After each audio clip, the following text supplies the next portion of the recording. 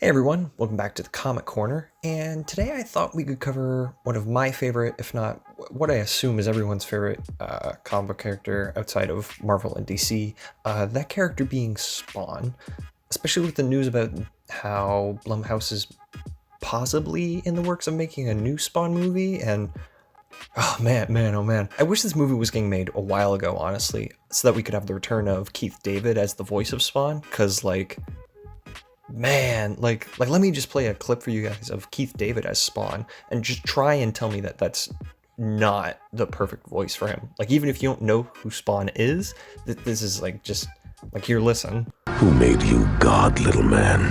Not that gun, not that uniform, nothing.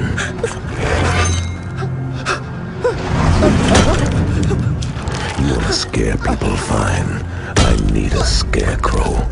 You're gonna be my personal message board. I want everyone to see what happens when they come here uninvited. Anyways, so for those of you who don't know, back in the 90s, you had a lot of writers and artists like Jim Valentino and Jim Lee and Todd McFarlane and, so on and so forth, who all were people who worked both for DC and Marvel, and because of the rules of the time, I guess, comic book characters were very much restricted to base template, I'd say, of what their characters are. So you had Spider-Man not really allowed to delve too deeply into dark or edgy stories as much as they kept trying to do. You had Captain America or the Avengers weren't really allowed to do anything new or different. The Flash, Batman, all these guys had to be stuck in their invisible walls of rules and guidelines, if you will. And what happened a lot of the time is writers and artists were told that if they wanted to work on characters, they weren't allowed to really give input into them. It was very much like, this is red, only red, this is blue and only blue, and don't you ever try mixing them together because purple is just not allowed. This led to a lot of those same artists and writers leaving both Marvel and DC and just coming together and make their own publication houses to sort of free themselves of the restrictions of the times. And in the end, I'd say they were pretty successful for taking such a leap of faith. Spawn is really the only character that comes to mind that is a character that resonated with just the majority of people, or I guess the average viewer. And it makes sense, because a concept such as Spawn is just your worst fucking nightmare.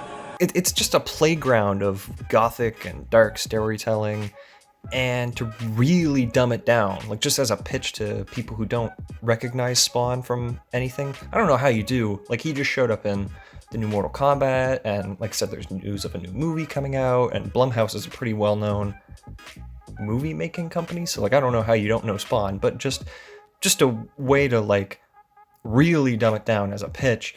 It's one part Batman, one part Punisher, and just a whole bucket full of your worst fucking nightmare.